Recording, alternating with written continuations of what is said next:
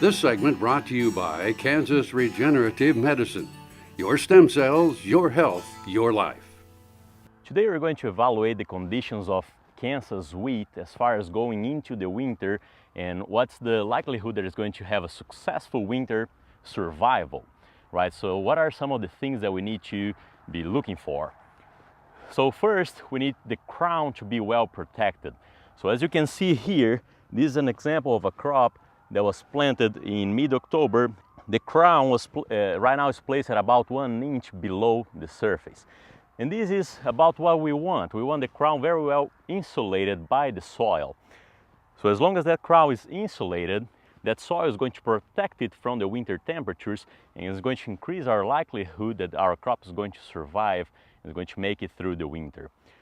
Some of the problems we might face is some of the late planted crops, for example, South Central and Southeast Kansas, where planting may have gotten delayed due to too much moisture. The crop is not going to be as well developed as you're seeing here. So right, this crop where we are at, it's about 3rd tiller at this moment, and anywhere from 3 to 5 tillers is our ideal situation to go into the winter. It's enough development that allows the crop to produce all the anti-freeze substances that it needs to make it through the winter. A crop that was planted late for several reasons, either due to double cropping after soybeans, or because it was delayed due to moisture, or Southwest Kansas, where many crops were planted in time, just didn't come up to now, mid-November, because of lack of moisture. In those situations, the crop will most likely be more exposed to the dangers of freezing temperatures. So let's take a look at some of the crops that were planted late as a double crop after soybeans. Main difference that you can see here, heavy residue. The wheat has not really emerged at this point, or is just starting to emerge, and this is going to delay the whole development of the crop. And as you can see in these plants, the wheat has not even started to tiller yet.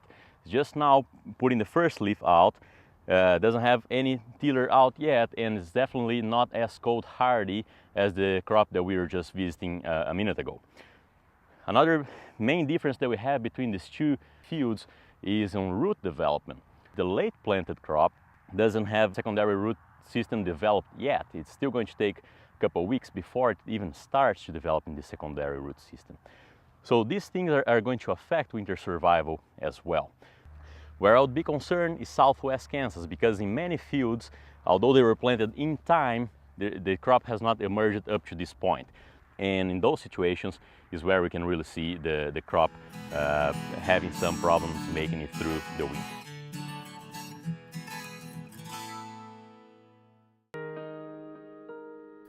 Clyde Sutton, Ness City, Kansas.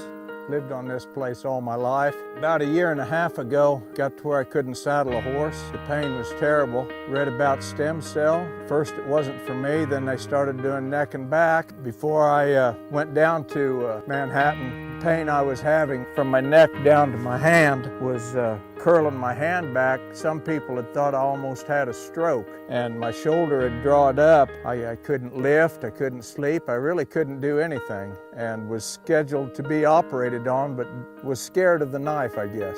Went and had it done. As you can see, I saddled a horse. I'm still building fence. Love to shoot a shotgun rifle, and I'm able to participate, not like I used to, but nevertheless I can do the things I used to do. And I want to personally thank the doctors, nurses, staff at Kansas Regenerative Medicine for the opportunity they give me to have my life back again.